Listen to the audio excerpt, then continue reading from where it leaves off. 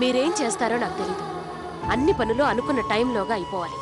కావాలంటే మీరడిగిన దానికి 10% ఎక్కువ ఇస్తాను. కానీ పెళ్లిలో ఏం లోటు జరగకూడదు.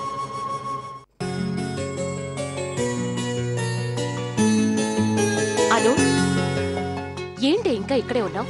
తెల్లారితే పెళ్లి. వెళ్ళి రేపటికి నీకేం కావాలో రెడీ చేసుకో. లేదంటే టైంకి ఇది బాగుందా అది బాగుందా అని నన్ను చంపుతావు. నేను ఈ పెళ్లికి రావట్లేదు.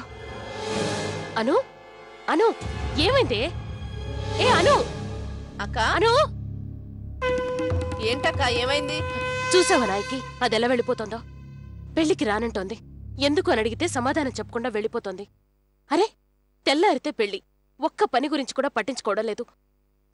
ఈ మధ్య దీనికేమైందో అర్థం కావడం లేదు. ఏమో అక్క, నాకు కూడా అర్థం కావడం లేదు. అభిరాని వాడైతేనే దీనికి నచ్చ చెప్పగలను. సరే నూరా కూర్చో. చీరలన్నీ కొనేశాం, నగలు ఆర్డర్ చేశాం. సాయంకాలం తీసుకొస్తానని చెప్పాడు. ఇంకా అమ్మాయికి సంబంధించిన వస్తువులు ఏం కొనాలి? ఏమో నాకేం తెలుసు. అదేంటి అలా అంటావు? ఉన్న నువ్వు కూడా ఇలా పట్టనట్టుంటే ఒక్కదాన్నే ఎన్నం చూసుకోవాలి. నేనొకదాన్ని ఉన్నానని నీకు గుర్తుందా అక్క? పెళ్లి సంబంధం చూసాం, వాళ్ళ పాటికి వాళ్ళ ముహూర్తం నిర్ణయిస్తే దానికి ఒప్పుకున్నాం. అప్పుడు నా మాట వెళ్ళలేదే. నాయకి, నన్నేం చేయమంటావు చెప్పు? పరిస్థితి అలాంటిది.